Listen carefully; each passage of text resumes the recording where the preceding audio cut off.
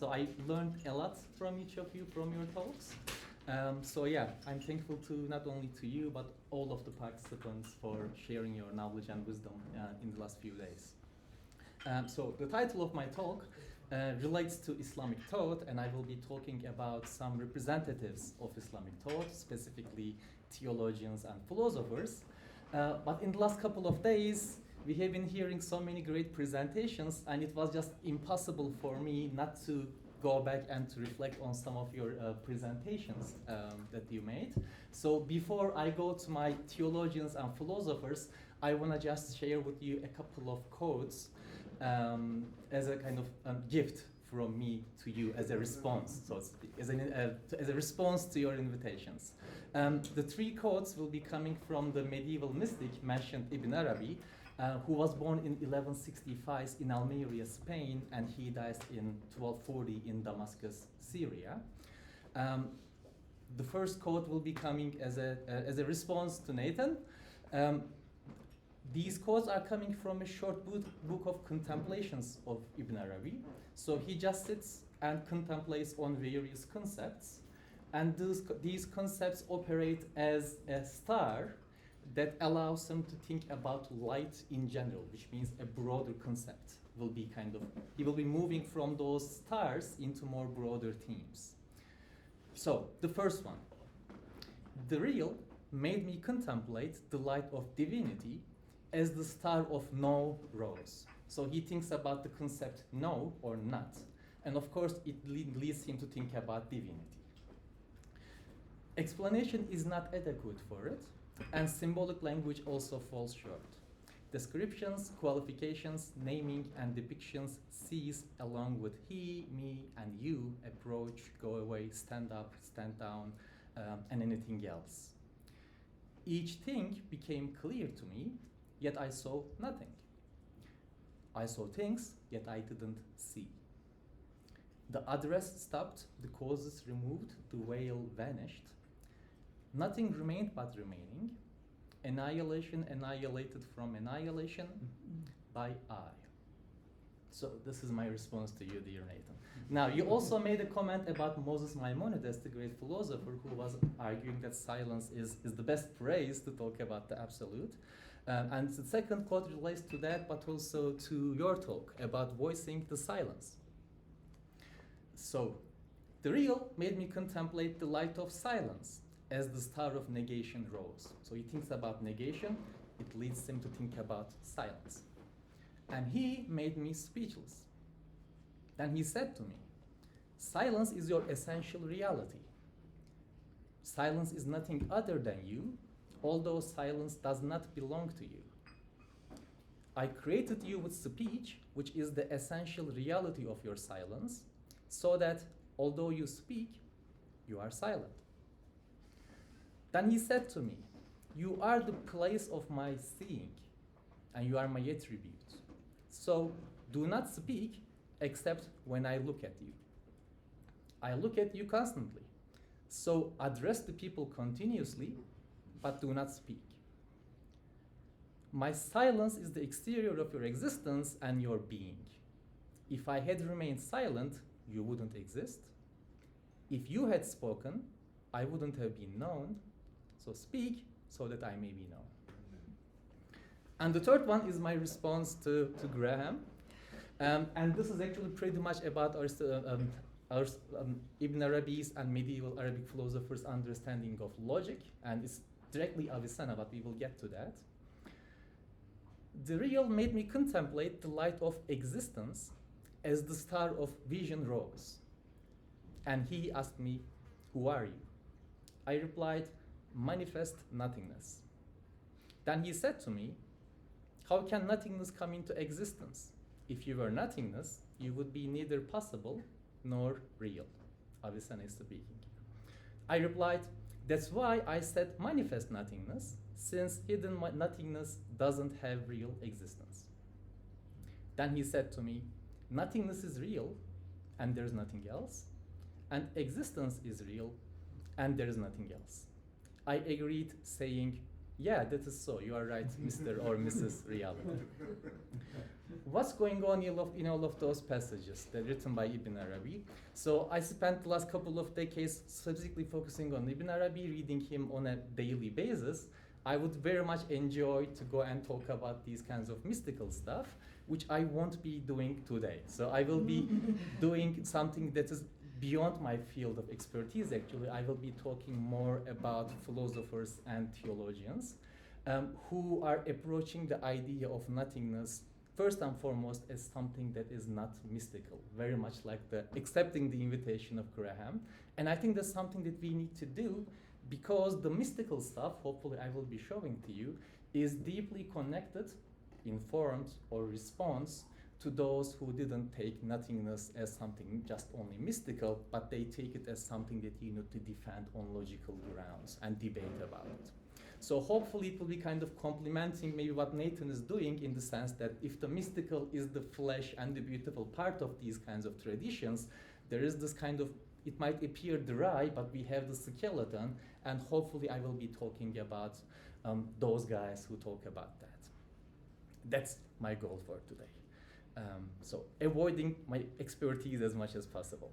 So I will be focusing on the Islamic thought. So Muslims make today around a quarter of the world's population. In order to be able to talk about what Muslims say about nothingness, I had to possess all of those languages that they speak. As you may guess, know, all religions are very kind of diverse, and Islam is also and not an exception. So they use the vernacular languages to discuss all of philosophical notions. So I won't be able to do that, obviously. I will be focusing on early Arabic theological and philosophical writings. Arabs make around 10 to 15% of the whole Muslim population. Why do I have such a bias? Why do I focus on Arabs rather than, say, Turks or someone else? The reason is that Arabic was, and still is in many fields, a lingua franca for Muslims. So even today, if you want to talk about Islamic Muslim exegesis, mysticism, philosophy, religious sciences, so on and so forth, you should be familiar with Arabic language. So hopefully by delving into those early Arabic materials, I will be focusing on documents and books that have relatively larger impact on the broader Muslim population in a way that text in other vernacular languages didn't. So hopefully I will be trying to focus on texts that have maybe a broader ability to represent the Muslim voices. Secondly, the materials, the Arabic stuff that I'm focusing on today, are actually referring to an intellectual climate with Muslims, of course, shared with their non-Muslim intellectual colleagues, especially like Jews and Christians, as maybe Nathan was mentioning. Arabic was possibly is one of the most important languages for Jewish thought, like Moses Maimonides writes in Arabic, either in Arabic characters or Hebrew characters. But also Christians of Eastern background, so-called Nestorians, Melkites, and Jacobites, so on and so forth, they did and they still do write in Arabic. So when I will be talking about Arabic philosophy rather than Islamic philosophy, I will be introducing ideas that we can hopefully find not just among Muslims, but kind of ideas that we find among Jews and Christians and others as well. And finally, I choose those early texts because beginning in the 1100s, most of these texts that I will be discussing began to be translated into Latin, often through the mediation of Hebrew language and Jewish scholars. So I might be discussing some ideas that might hopefully be interesting to those of you who are doing European philosophy as well.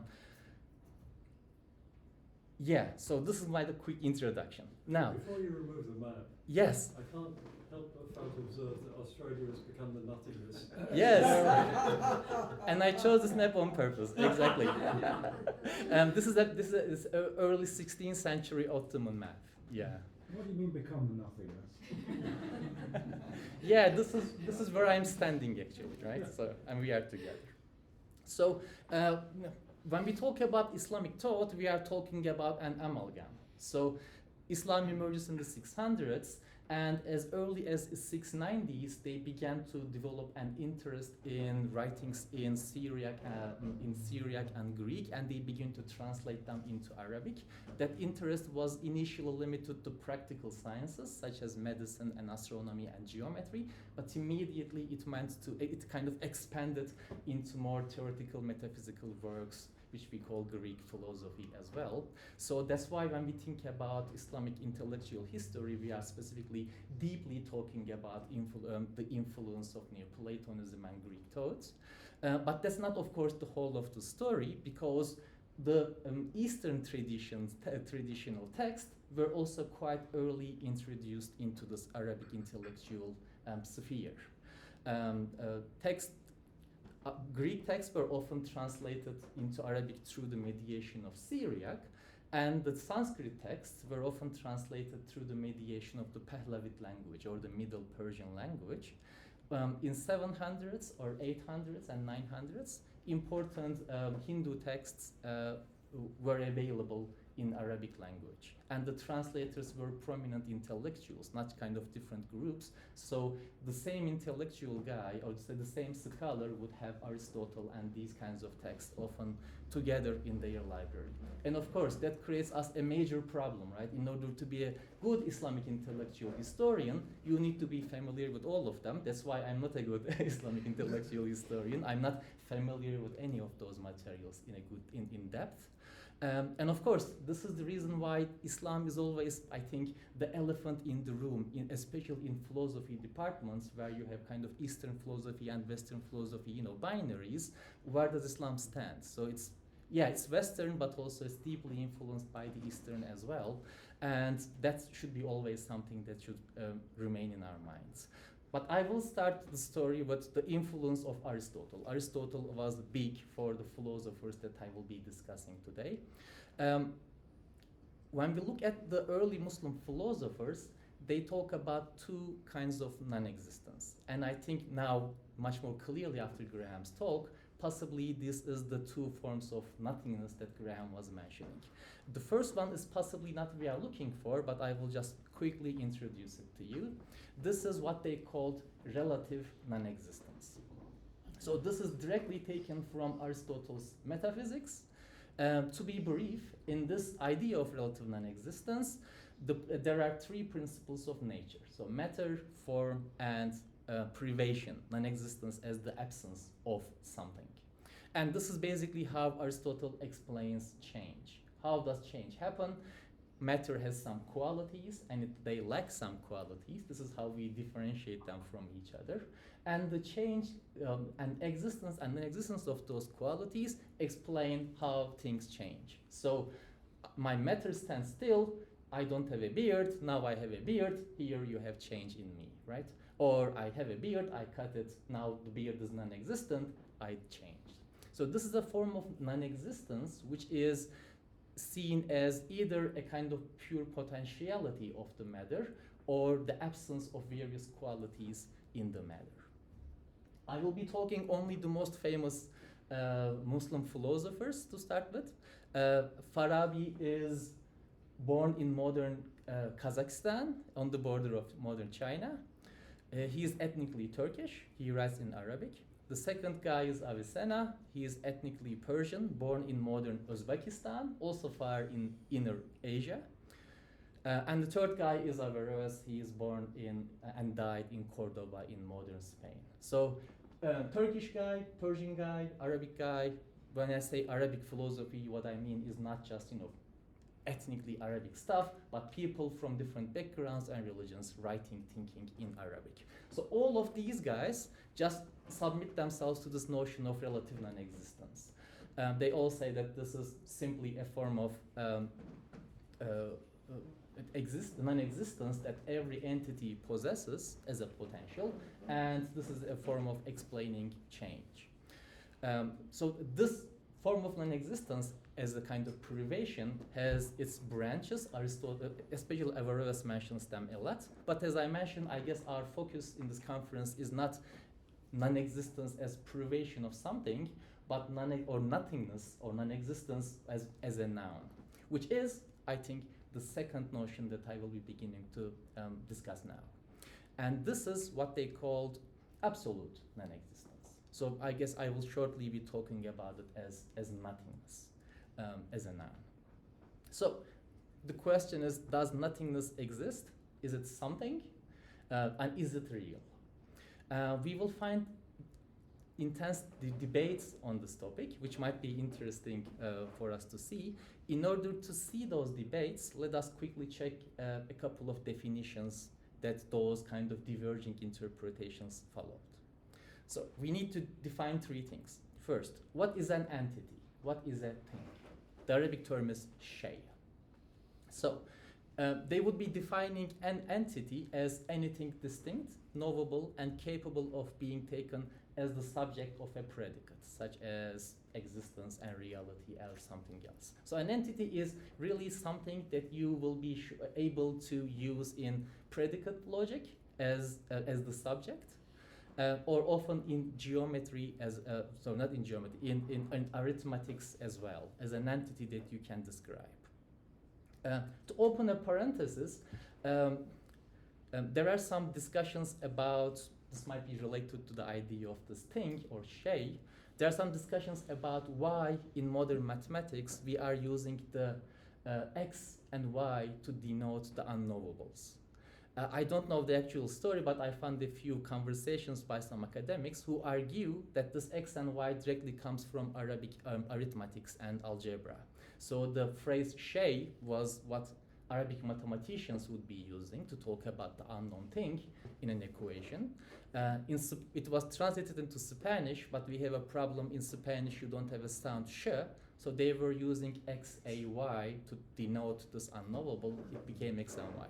Historians of mathematics might just maybe correct that, but this is one theory that we have. We are using x and y because there is no sh sound in Spanish. But anyway, that's the entity, the thing. In predicate logic. Secondly, they define existence. What is an existence? What is existence? Existence, they would define it as a predicate that conveys an entity as being factually or concretely realized or present. The fact that it exists. So this has various planes, that is to say various levels of existence. That is to say we might talk about the physical existence of something, but it's not only way of defining something to be existent. For example, we have existence in imagination. Something might be not physically present, but it is present in the imagination. So in that sense, things might exist in that way too, or existing only in the mind, mental existence. The pink unicorn. Does the pink unicorn exist? Yes, it is a mental object. We can think about it. It is a mental thing because it has mental existence. Is it making sense, I guess? Okay, good. The third thing is, and this will be really complicating the picture. Am I standing in front of you? That's reality. So what is reality? It's also another predicate. Yeah. It's also a predicate, and it conveys an entity as being the entity itself, the entitativeness of the table, for example. It's the kind of paradoxical stuff, and the reason of that paradoxicality is that philosophers would think that reality and existence are coextensive. That is to say, something exists to the degree, something is real to the degree that it exists. So they would attribute qualities such as distinctiveness, knowability, and capacity of being subject of predication, which very much, I guess, almost like tautologically relates back to the entity. I will come back to this problematic definition of reality because this will be what is causing different responses to the question of whether nothingness exists or not. So let us move from those definitions. Okay, so what do we come from here? The philosophers. If we accept those definitions, the three philosophers that we saw, and other philosophers too, they would simply say that, well, based on those definitions, nothingness does not exist. Because it is not an entity, it cannot take a predicate in a kind of affirmative way. It is only a negation of something else. So it doesn't have reality or existence, and no predicate can apply to nothingness. This non-entityness or non-existence of nothingness had some moral implications for our philosophers as well, because of a very important fact, maybe which relates to your research, dear Dean. So Avicenna says that there is something rather than nothing, right?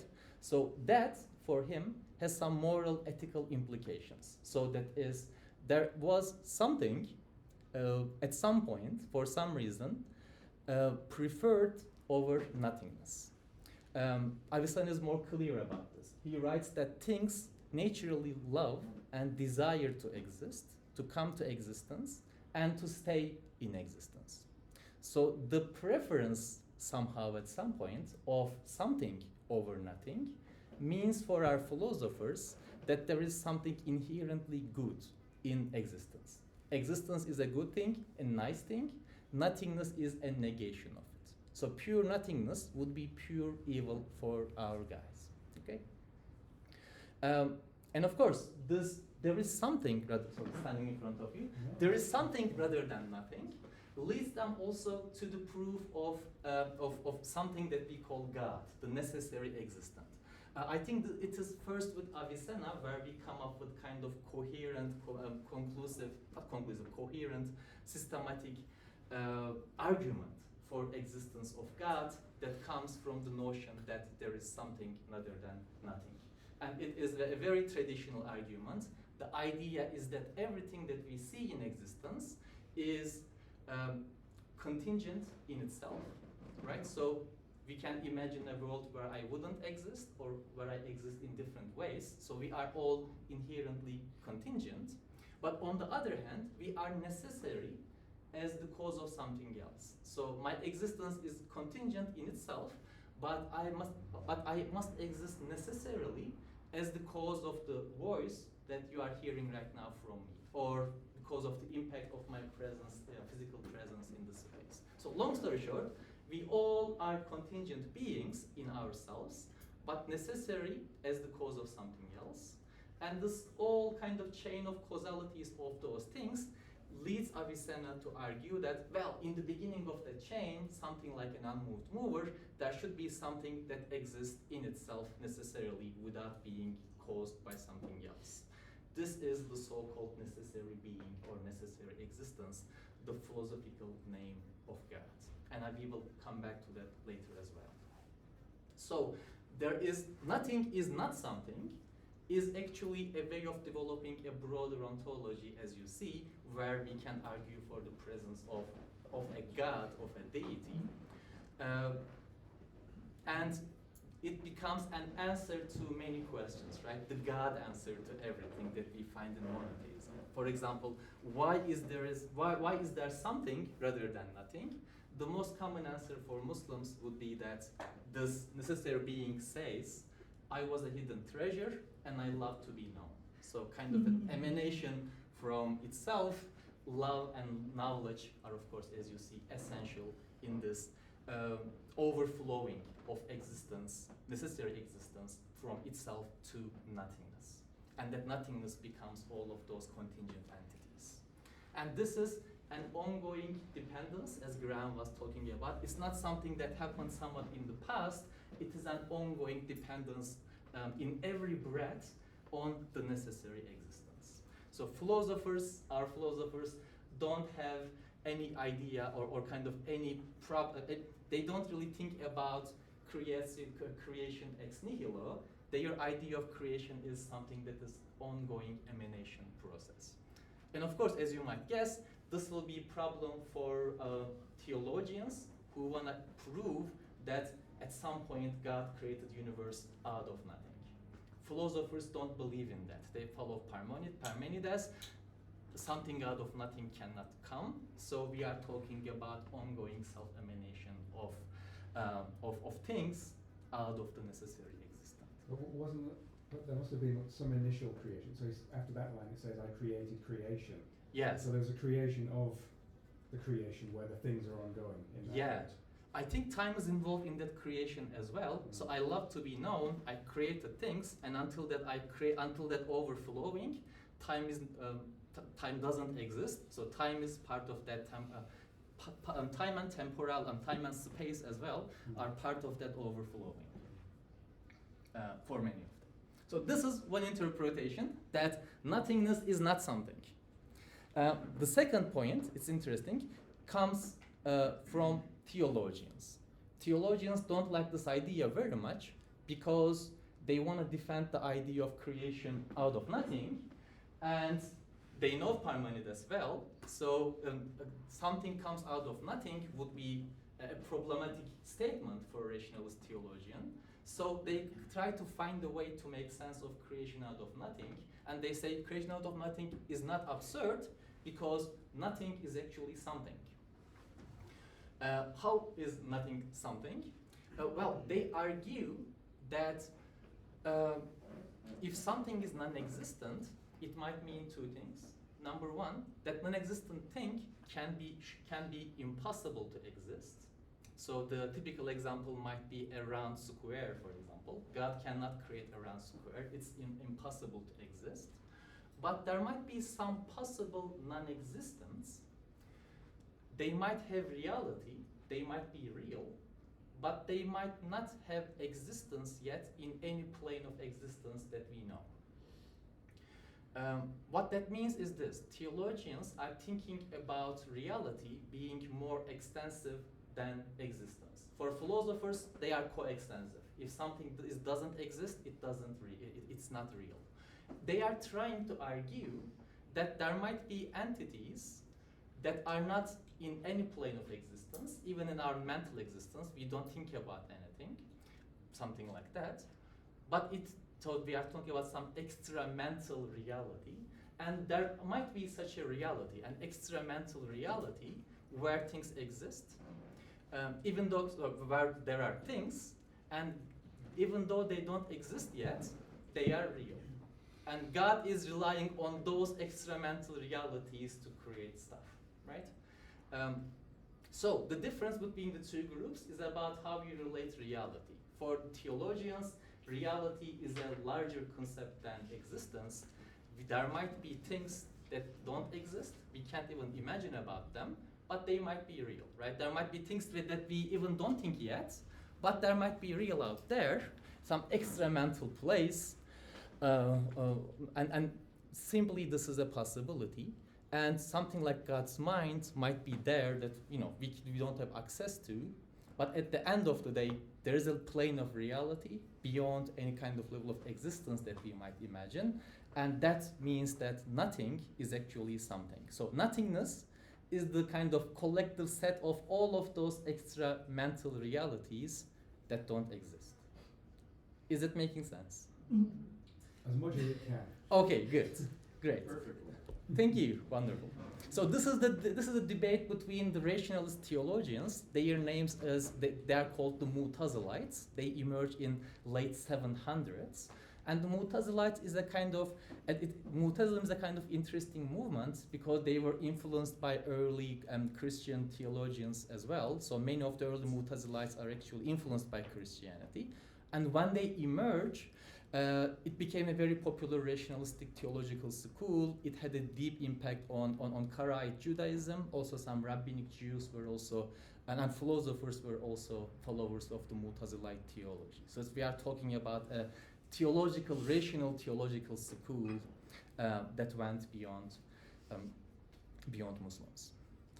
So within this debate, who would be the winner? So the Avicennan idea of nothingness as not something, and the theological idea that nothingness is something.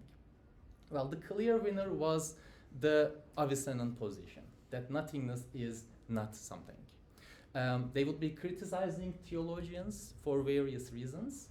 One of the critiques was that if there are some extra mental realities coexisting with God, it actually means that you are submitting yourself to polytheism, right? There are things together with God. What about God's oneness, so on and so forth? And that critique came to Muslims from Christians as well. So, long story short, the Avicennan position that nothingness is not something, it's not real, became the dominant position theologically. And of course, as I implied in introducing Avicennan's position, it has implications on ethics, on mysticism, so on and so forth. So a good case is just to look at Ghazali, a famous theologian. So Ghazali is active, is born in Iran. He was active in Iran, Syria, and Iraq. Even though he criticizes earlier philosophers sharply, he simply follows their definitions. So accordingly, nothingness is simply a negation. You can't define it. You cannot add a predicate to it other than a negation. It's not a thing. You cannot define nothingness. So, and the second step is that there is something in the world other than nothing, which means that the necessary being was at some point preferred to emanate to that nothingness, right? Basically, he's following the Avicennan idea of emanation, and he kind of develops some kind of ideas and notions which are perfectly sensible for Avicennan cosmology, but also they sound a little bit mystical as well. So Ghazali, for example, argues that actual existence belongs only to the necessary existent. Because we are contingent, our existence is like a spark. It is not necessary. We exist, the universe exists only metaphorically. Only God exists. So the Muslim claim that there is no God but God simply means that there is nothing in existence but God. Our existence is something like only a moment of contingent thing that will go back to non-existence. As if we are in sleep and dreaming. So he relies on the very famous prophetic saying, which states that people are asleep, they wake up when they die. So when we die, we will be going back from our supposed existence, which is actually nothingness, to our original unity with the necessary being. And of course, ethics emerge from this idea as well. Necessary being is inherently good, which means that absolute nothingness is evil. So what is evil? Evil is the absence of goodness. So of course, you might criticize that position as well, right? It's difficult to convince a suffering person to argue that, evil doesn't exist. It's only the absence of good.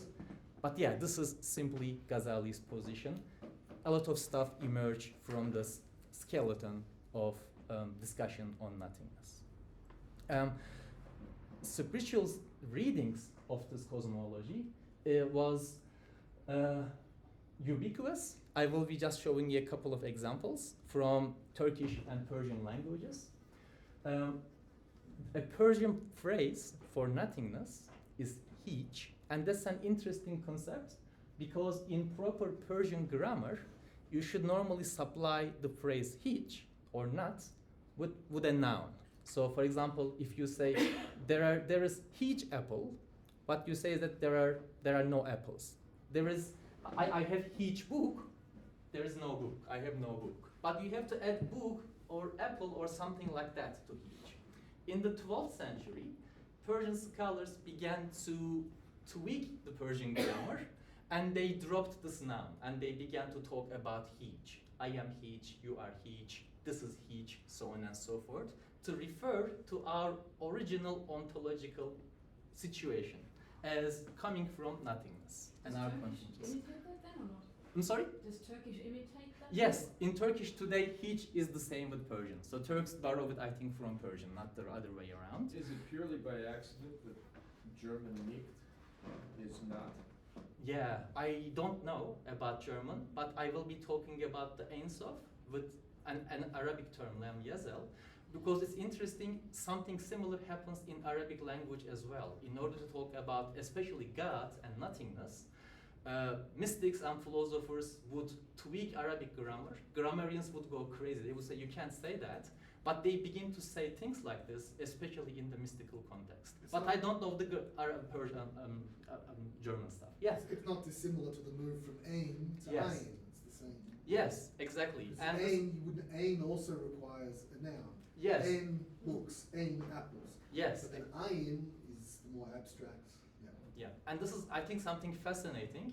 They just changed the rules of grammar to talk about nothingness in connection to God. So examples, Attar, he is active in Nishabur in the eastern border of Iran. He says, "Oh my heart, don't you see that anything you see is hiç? Whatever narrative that you have heard is hiç." However hard you run into all directions, that is hij. And now that we have found a corner of isolation, and it is hij. So grammatically it was awkward, but it became dominant. Of course, Rumi as well. The world is nothing, the people of the world are all nothing. Oh, you nothing, do not struggle with nothing over nothing. Right? So, and that kind of usage became dominant, and it has implications in this idea that nothingness is actually nothing, and being belongs to the absolute being, and we emanate from it. So when we die, we go back to that original oneness with that necessary being. As you may know, Rumi's death is in Gregorian calendar. It's the 17th December of every year. It's commemorated as the night of the bride. So going back to the union with the capital beloved, right? So that's Rumi is becoming hij by dying. Just before you Yes, come please. down to grammar. In English, no has to be followed by a countdown as well. No dogs, no people. But the thing is a dummy countdown, okay? And what happens in English is that the dummy countdown, gets fused with the negation, no, to produce this word nothing. Right. And I don't know when in the history of English that happens, Yes. but it's a similar move, Right. turning the negative particle into a substantive. And I find it fascinating. So it's fascinating. In Persian, I was able to trace it back to Attar and a couple of earlier guys. It would be fascinating to trace it in Persian. So by now, what I see is that in 12th century and in poetry, in Persian it begins. In Arabic, it began much earlier, in 800s. And I know that because grammarians were complaining about it. So we have records that the grammarians say, these fools talk in this and that way, and it is inappropriate. Hopefully we will come to that.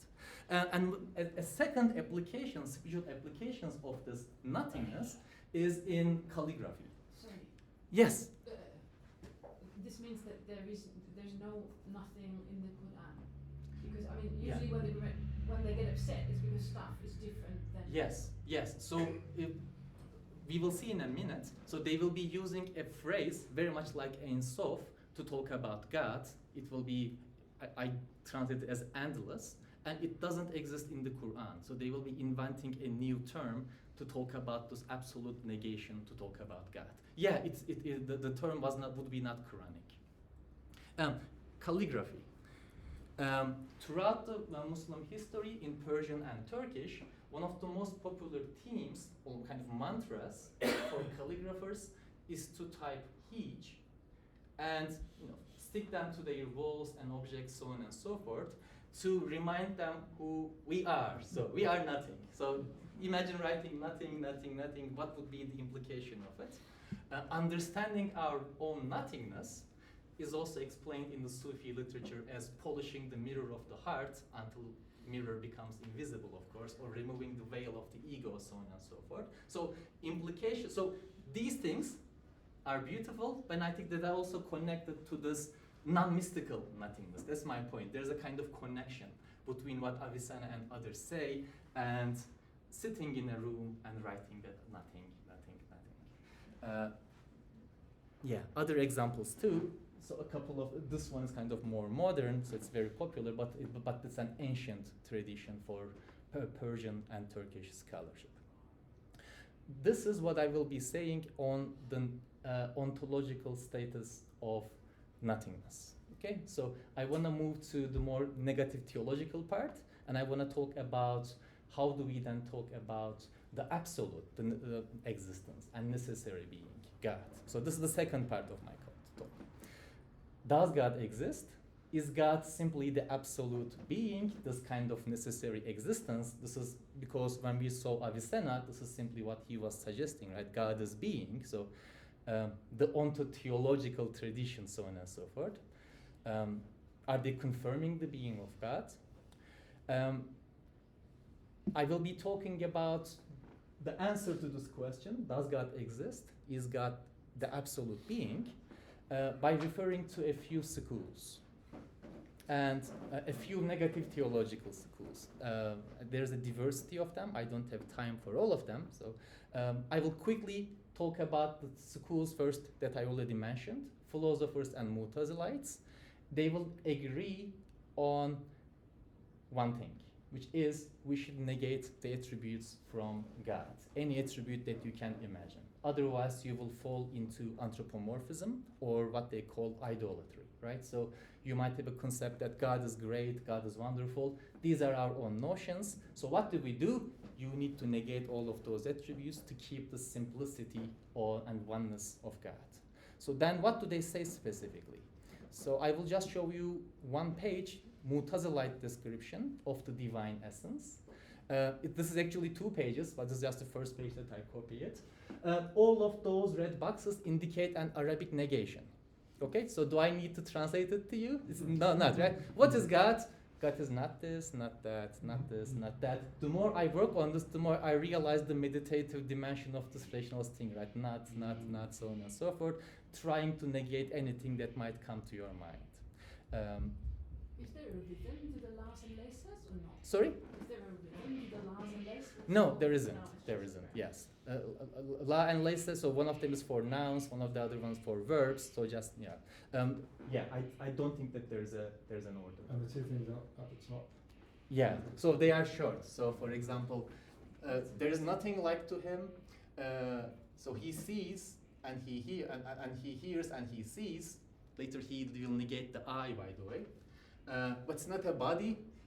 It doesn't have space. It doesn't have a physicality. It doesn't have an appearance. Not it, he or she, whatever. God, no flesh, no blood, no personality or individuality, no substance, no essence, so on and so forth. So yeah, these things are maybe shorter. The other ones get like sentences.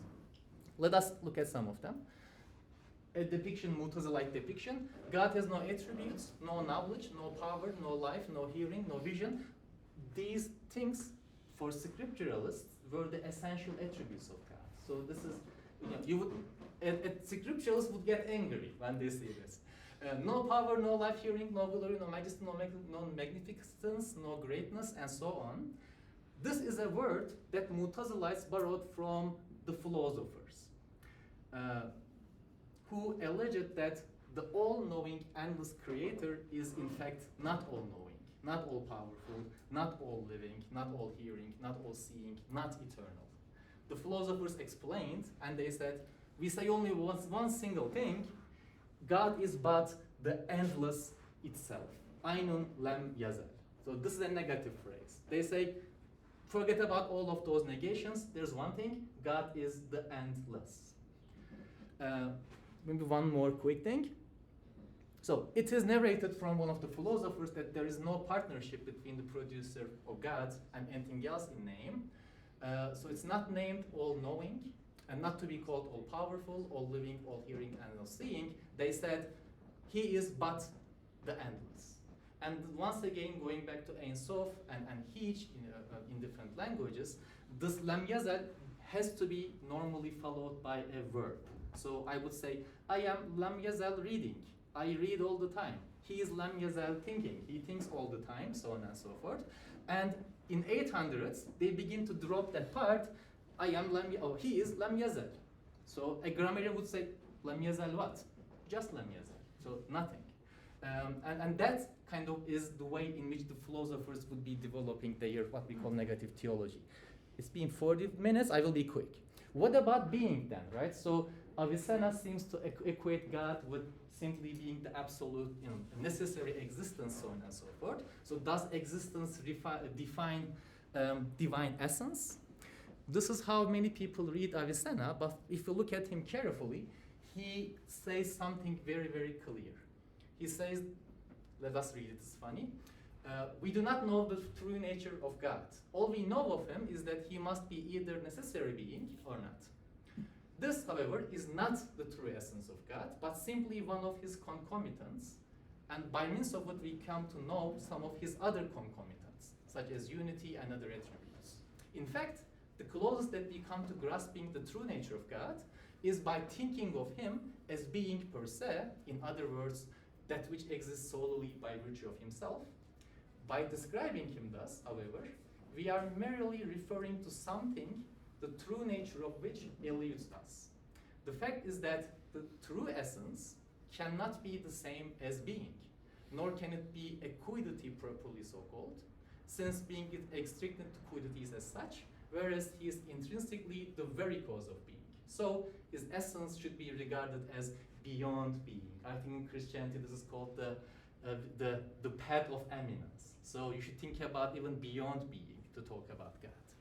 In another passage, he is much more clear. He says that when you talk about God, when you attribute something to God, you have three options. One of them is that a name or attribute can be regarded as a negation. Second, it can be a relation only that doesn't talk about the essence. And third, it can be a composition of negation and relation. So, for example, eternity is not a positive notion, it's a negative notion, which negates non-existence.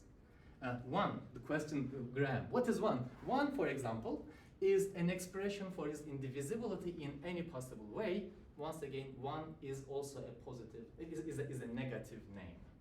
Existence, or necessary being, that God is the cause of everything, is a conjunction of a negation and a relation. It is not a substantial name of God. As a relational attribute, God is the creator, producer, merciful, so on and so forth. These are all relational stuff. They don't talk about the existence, essence of God. So long story short, he is, I think, arguing that there is no essential name for God, right? So even being, the so-called ontological tradition, actually explicitly rejects that idea. There was a question about, Moses Maimonides, the great Jewish philosopher, whether we can find someone in the similar path. One good example is Al-Batalyosi, an Andalusian philosopher and grammarian. He's from Badajoz in modern Spain. He says the following: we don't affirm any attributes via affirmation, kataphasis, because this will necessitate likening God to creation. So if you say something positive, you are done, anthropomorphism and idolatry. But we negate from him the opposites of these attributes. So we don't call God all-knowing, but we say he is not ignorant.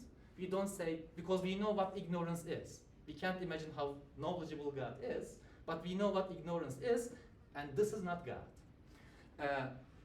We don't say he is all-powerful, but we say he is not incapable. We don't say he is existence, we say he is not existent. So I think we find something similar in Moses Maimonides.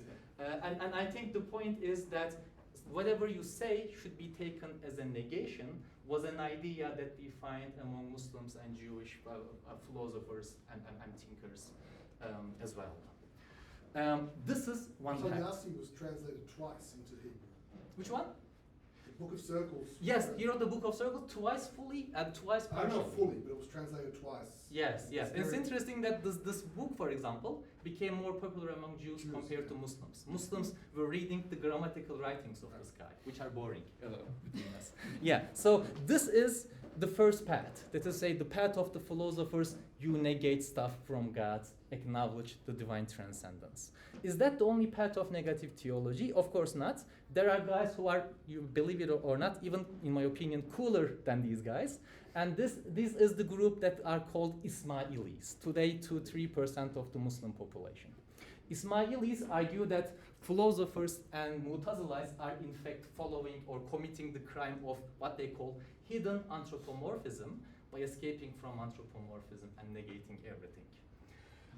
So what they argue is that, example, if I say that Dean doesn't have a beard, Dean's shirt is not yellow, Dean is not this and that, it pretty much means that I know actually something about Dean, right? So what they argue is that constantly negating something from the essence, the philosophers actually are implying that they know something about the essence. So you need to have double negation.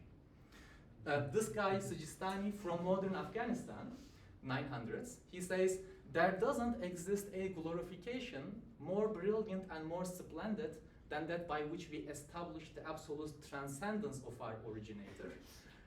They don't use the phrase creator, by the way. They invent a bizarre phrase to talk about God.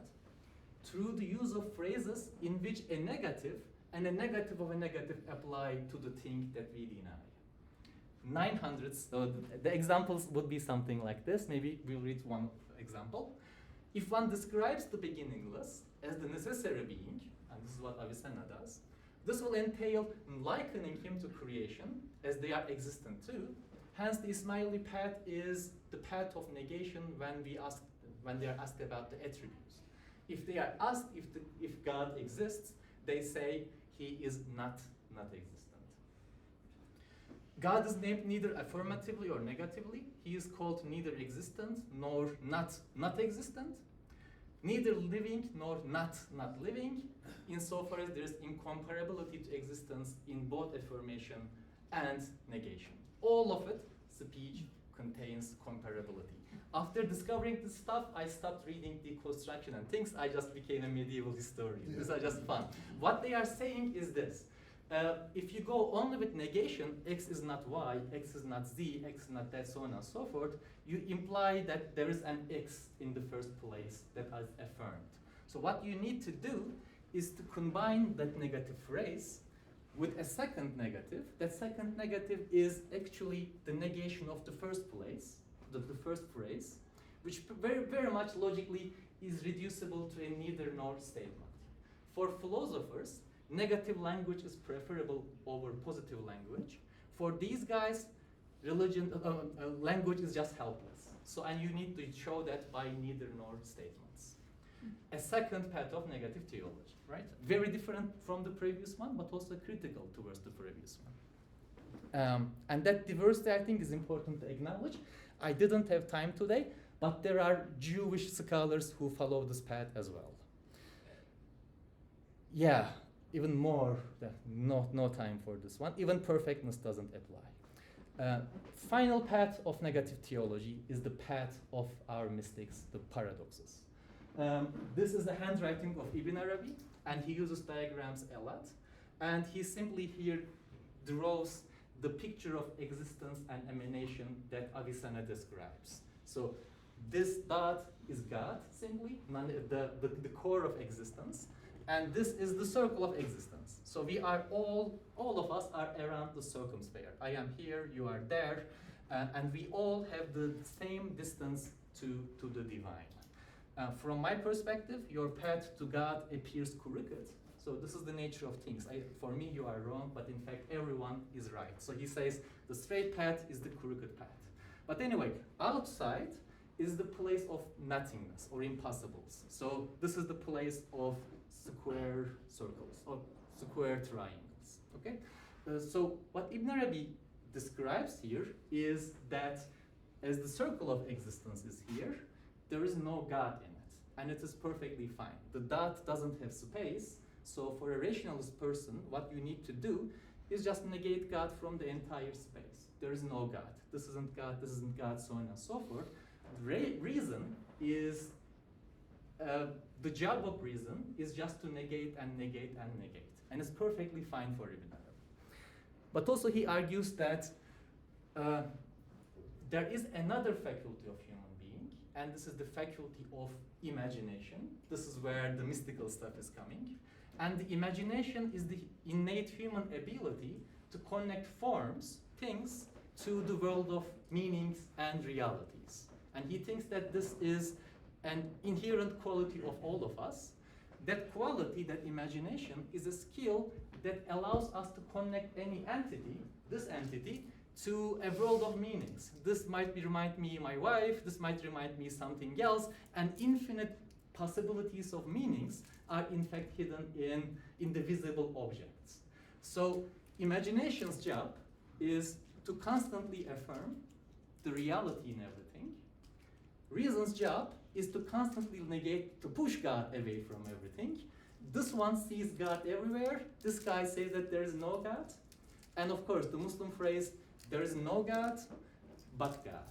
And Ibn Arabi suggests that a competent human being is the person who realizes that the path of negation is the path of affirmation. So in three-dimensional space, imagination allows you to realize that there is no dot here, there's no God here, but in fact everything that you see here is a manifestation of God, right?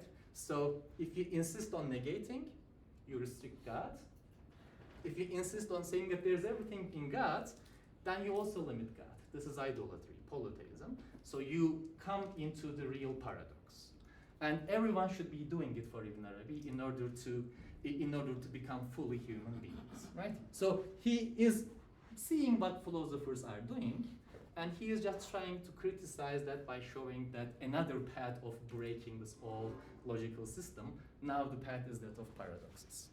I will quickly finish. No time. So we have to be those who have binocular vision. So I tell you, both eyes are looking at the same world. And this is not just Ibn Arabi, it was existing in early Sufism, later Sufism as well. They will be talking about paradoxes all the time, right? The person who is enlightened is a person who is a man or woman of paradoxes. Annihilated, persistent, dead, alive, alive, dead, veiled, manifested, manifested, veiled, so on and so forth. And finally, I need to come to conclusion. They often talk about, in Sufi psychology, they often talk about Sufi experiences, and at one step, do you experience annihilation, selflessness, ego, the absence of ego, so on and so forth. The next step, very much like that of Ibn Arabi, is the level of paradox. So the Sufi, the mystic, will experience the paradox. They will become dead, alive, manifest, hidden, so on and so forth, and they will have the vision of what they call the dark light, the black light. And many Sufis will say, now I'm in the step of black light, which means that I went beyond negation, even of myself. I came into paradoxes. So, to conclude, I think looking at nothingness as something that is not just mystical, but actually a concept that the medievals took seriously is helpful, because it's actually allowing us to put skeleton to that flesh, to the mystical, and this is what many scholars were doing. So, in medieval pedagogy, there were discussions about what's the status of logic as a science. So what kind of sciences should we study? And the dominant position was that logic is not a science at all. It is what they call parapodeitic and preparatory study to all sciences. Everyone needs to know logic, even mystics. And I think this is important to remember. Secondly, when we talk about negative theology, we need to see the negative theologies that we find among Muslims, and the idea that negative theology is not something that is confessional. We find certain strategies that are shared by Muslims, Christians, and Jews.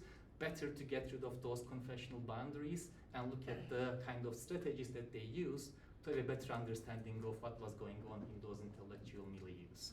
Thank you so much for listening.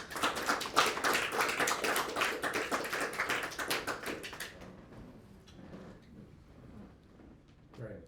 Yeah, lots of interesting thoughts there. Let me just ask one for the moment. It concerns the law of double negation. Yes. So at one point you said these guys said things like not A and not A. Okay? Yes. Well, if you've got the law of double negation, that becomes not A and A. Yes. Now, so you've got a contradiction, No, right? it's like the anti-missile. Sorry? Yeah. It is. It doesn't function like a negation. It functions like anti and anti-missile. So you get an anti-missile, and then you get an anti-missile. You see what I'm saying? So it's not. It doesn't negate the negation. So you just Yes. positive, but you get an against. So you. Okay, so which, I mean... Thank you. That's wonderful. Exactly. It negates the first statement, so it becomes neither nor. Oh, okay, but I don't know if we're talking about the history of Arabic logic here, which is what I wanted to ask about. With the Because anti-missile, kind of. in the West, I don't know anyone who questions the double negation before the beginning of the 20th century. Mm-hmm. Now, did these guys reject it explicitly? Mm-hmm. No, I don't think so. We have actually here, we have the tyranny of the principle of non-contradiction. So they follow it. They just, and if you come into a kind of a contradiction, you would become kind of the object of mockery for all of those guys. So So what they are doing, in their opinion, is that what they are doing is entirely following the typical predicate logic. And in this case of the Ismailis, if you say something about God, you need to supply it with the negation of the previous statement. Even though the statement was initially negative, the statement itself should be negated. And to put in other words, language is symmetrically inapplicable to God. For philosophers, so did yeah. they reject the law of double negation? No, yes, no, they didn't. No, they didn't. They Well, simply then, followed. then it reduces to a contradiction if you've got double negation. How is that? So neither, I think it reduces to neither nor rather than double negation. Because it's not just negating an entity. It's not the case that not A, given double negation, is A. This is exactly what they are criticizing about So philosophers. they did reject the law of double negation. That's the point of the enter. I mean, that's my Yeah. understanding, right? It does not, you don't keep it. Yeah. You can add negations, but you do not get a positive by negating Okay. the negation. So I mean, that's what you said. That's Yeah, what yeah. it took you to say this is why. Yeah, yeah. So Arabic logicians rejected the law of double negation.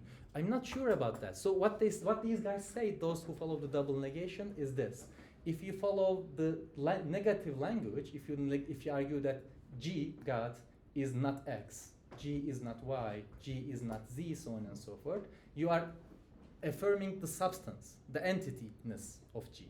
So how do you negate that? To my understanding of the basic logic, what you do is that you just put a negation to the entire statement itself, not to the entity. So you say God G is X or G is not X, you supply it together with G is not X. Okay, so there's a distinction here between sentential negation and negation of the copula, Yes, which you find in Aristotle. yes, Okay. exactly. So they are arguing that we should go into the neither nor stuff, and which is very similar to the paradoxes of Sufis. The idea that language predicate logic doesn't apply at all, so we need to move into a state where it becomes neither this nor that, rather than not something. Right. Does Thank you. does it help if you focus on the emphasis? There could be like an emphasis issue. So it's not that. Yes. You know, if you see what I mean, it's not that, but it's also not that. I.e., there's an open possibility that it could be a Yes. bit of that as well. Yes. So it's Yeah, like I depends know on the there's stress moves that that you put can on. be made. I was interested in the moves that they actually did make. Yeah. So I just know something about Arabic logic. Yes. But you know, you are right, because when you look at the text itself, it is la mevcut, not existent. It simply means, okay, so it exists. Ah, okay, well that looks like This- a double sentential negation. Yes, it appears like that. But when you look at their explanations, they say that what we mean is actually with this first net is the negation of this as such, rather than negation of this thing in general. So they negate the second negation targets the first statement. Uh-huh. Yeah. But logically speaking, there's one element missing, which is G is both X and non-X. Both. Yes. Now the question is, does that missing piece appear elsewhere in the logic when you're not talking about God? Yeah. No, for these You're guys, talking about other things? yes, for them, the path is that of neither nor. The language is a human construct for them. Yeah. So the and so to say, God is Yes. both this and that. That's Sufi stuff. So Sufis would say, yeah, God is visible and invisible. God is hidden and present. They would embrace the paradox. For them, it's about moving God beyond that kind of discursive space. So what you do, you try to show that it's just neither this or not, neither this nor But that. this logic is really only for God or for ultimate reality or things like that. Yeah, It's not yeah, used yeah. to apply to ordinary. To my understanding, they are simply using predicate logic. So basically, they are not doing any consistent logic or something like that. They are just following very simple rules. And this is how they convince others, and this is how we see that Aristotelian principles are actually quite authoritative for all of these guys in criticizing others. Not quite, because Aristotle subscribes to the law of excluding all. Yeah. The law of exclusion, these guys have a conversation on that, and they think that Aristotle is actually himself not very quite sure about that law. And there's good textual evidence for that too. Okay, yeah. Just while you have this up, so you have existence as mawjud there. Is that, when you earlier talked about existence and non-reality, what word would you use for reality there? Is that yes. consistent that existent would be mawjud? About this passage, I tried to No, find. in the second one. Not existent, La just la the la la mawjud. mawjud. La la mevjud. Yes, absolutely. They are simply repeating itself. So la mevjud, la la mevjud, I la just la want la. the word for No, so reality. that's- Yeah, the reality is either haq or hakika. Okay. Yeah, and they are consistent They have because completely different connotations than existent and real, right? yeah, But you're. wujud gets Found, used. right? Because I mean, Mhm. existent. I mean, that reminds me of foundness, right? So it Right. seems to imply the presence of somebody you can find, which Yeah. When they choose those binaries, they are often referring to the most popular things that revolve around among scripturalists, just in order to poke to the point to their eye. So if the scripturalists say God sees stuff, they will say God is not seeing, not seeing. So when we look at those terms that they negate and then negate once again, they are normally referring to what other theological schools are saying, just in order to make their point more. No, but I think Daniel, you were just asking about the status of the word existent. yes. Whether it's Yes, wujud. wujud, what mawjud, Yes. where it's coming from. And the Hebrew, like Maimonides, will adopt, so matsui, nimtza, is the same in Hebrew. They'll copy the Muslim. Yes, wujud means being. So if you remove the first wu sound, it becomes jud, which means generosity. So the idea is that the world is created because out of generosity, and the waw in the beginning is God, so is a human being. So yeah, lots of mysticism easily emerging from this stuff. All right. So we'll have to shift to the next. Okay, great.